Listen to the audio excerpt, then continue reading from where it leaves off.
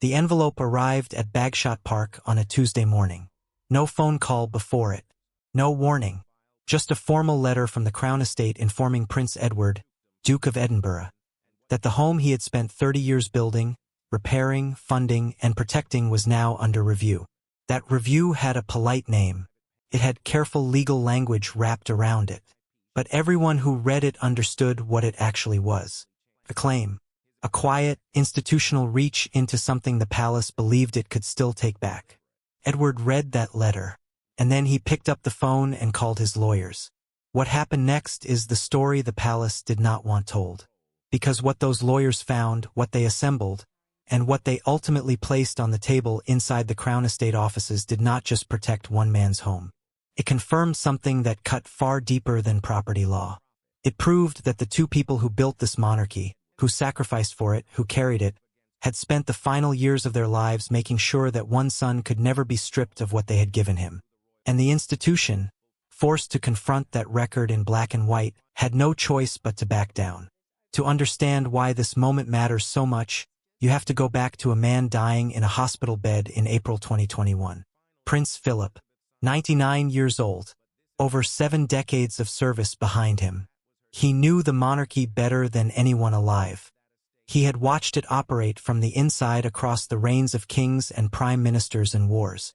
He had seen how it treated the people it found useful and how it treated the ones it did not. And in those final weeks, Philip made a decision.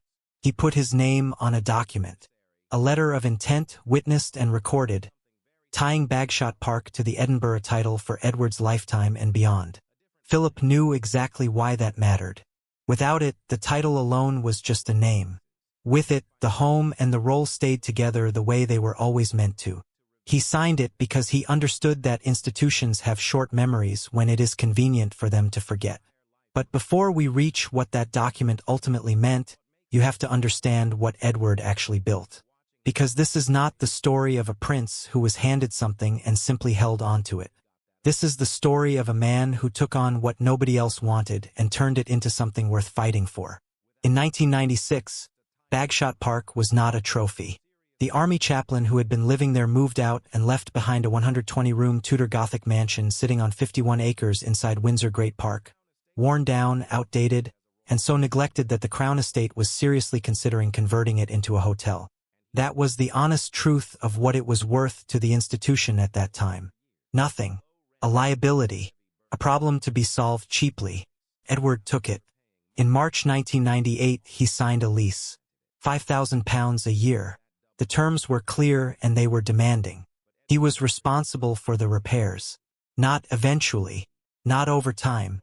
Now, he put in £1.36 million of his own money. Money he had earned himself before he became a full-time working royal through his television production work. The total restoration cost reached nearly £3 million. Once the work was complete and the estate had been brought back to a standard the Crown could be proud of, his rent was raised to £90,000 a year, confirmed by the National Audit Office as fair market value. He had taken something the institution did not value, invested his own finances into saving it, paid full market rate once the work was done, and handed the Crown Estate a restored national asset. His brother Andrew, living at Royal Lodge for years, never matched that. The National Audit Office documented the gap. One brother followed the rules. One brother did not. Then in 2007, Edward went further. He paid £5 million through his private company to extend the lease to 150 years. He was not renting a home. He was building a legacy. His agreement gave him the right to sell the lease and retain the profit. He had constructed something the institution could not easily undo. And now, in 2026, that same property was worth approximately £30 million. Suddenly, the polite review made complete financial sense. Because if the Crown Estate recovered Bagshot Park, it was not recovering a drafty old house that nobody wanted in 1996. It was recovering a prime asset that one family had spent 3 decades building into something valuable. The motivation was not modernization. The motivation was money. And it was sitting there in plain sight for anyone willing to look directly at it. That is the context in which Edward's legal team walked into the Crown Estate offices on March 25, 2026, and placed their file on the table. Inside it were three things that made the palace's position almost impossible to hold. The original lease showing every detail of his financial contribution. Queen Elizabeth's letter of intent, witnessed by Philip, formally tying the estate to the Edinburgh title. And 20 years of maintenance records proving that Edward had fulfilled every obligation, not just adequately, but comprehensively. But the fight had not stayed in the property offices. It had moved somewhere more personal. Earlier in 2026, before the lawyers arrived with their documents, a different kind of visit had taken place. A representative from the office of Queen Camilla appeared with what was officially described as a jewelry audit. A heritage review. Routine administrative business. What it actually was, in plain terms, was someone standing in front of Sophie, Duchess of Edinburgh, and questioning her ownership of the one piece of jewelry that had defined her public life for 25 years. The anthem tiara was not pulled from a general vault. It was commissioned by Queen Elizabeth herself, specifically for Sophie's wedding in June 1999, built from 4 antique elements in a honeysuckle design, using pieces drawn from the private collection of Queen Victoria. It was made for one woman, for one occasion, and it remained the only tiara Sophie was regularly seen wearing across 2.5 decades of royal duties. That was not coincidence. Sophie was never given the kind of broad access to the grand state jewelry collection that other senior royals enjoyed. The anthem tiara was her crown. The one piece the Queen had ensured was hers. The argument brought against it was clever in the way that institutional pressure often is.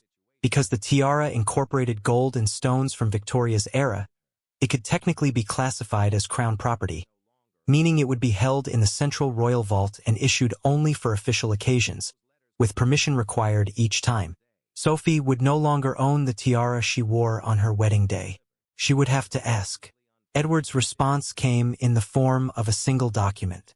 A deed of gift, signed by Elizabeth in 1999, stating clearly that the anthem tiara was a private wedding present, not a state loan, not shared property, not held in trust. It belonged to Sophie personally and permanently. And alongside that deed sat another fact that shut the argument down from a different direction. Elizabeth had also awarded Sophie the Royal Victorian Order, an honor given personally by the monarch for direct and loyal service. It is not a ceremonial gesture. It is a statement of trust and regard from one person to another. Elizabeth had commissioned the tiara. She had signed the deed. She had given the honor. That was not an institution performing a ritual. That was a woman making clear, through every available means, who she believed Sophie was. But something even more precise had been prepared. Years earlier, in 1999, Edward had worked with royal jewelers to create a matching set, black and white pearl jewelry, a necklace and earrings designed to sit perfectly alongside the anthem tiara as a complete ensemble. The materials had been funded through royal accounts, but Edward held the design rights. His lawyers argued that the tiara and the pearl set formed a single artistic unit tied to his own creative work and could not be separated. To remove the tiara was to break apart something he had built. That added another layer of legal protection the audit had not anticipated. And there was something behind all of this that no document could fully capture. In October 2019, Sophie was speaking at a reception inside Buckingham Palace, surrounded by senior royals and dignitaries, celebrating the work of the Queen Elizabeth Diamond Jubilee Trust. In the middle of her speech, she turned toward the Queen and something slipped out. A word she had not planned to say in that setting, in that company, in front of those cameras. She called her Mama. One word. Unscripted. Real. In a room where every syllable is usually measured and controlled, that single word said everything. The woman who signed the deed of gift was the woman Sophie had called her mother. And now someone else was reaching toward that. By the afternoon of March 25th, Edward's legal team delivered a warning. If the claim on the tiara was not withdrawn by the close of business, they would release private letters written by Elizabeth. Letters that stated her explicit wish for Sophie to retain full personal ownership of her jewelry. And according to those familiar with the situation, those letters contained more than that. They contained words about Camilla, about the long, cold years before acceptance, about the tension that never fully resolved. Charles had spent years carefully rebuilding Camilla's public image, moving her from the most unpopular figure in the country to queen consort. Those letters, if released, could unravel that work in a single news cycle. The threat was not about jewelry anymore.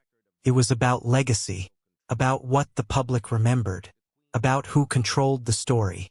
The tiara remained where it was, but the battle had one more dimension that the legal filings alone could not deliver.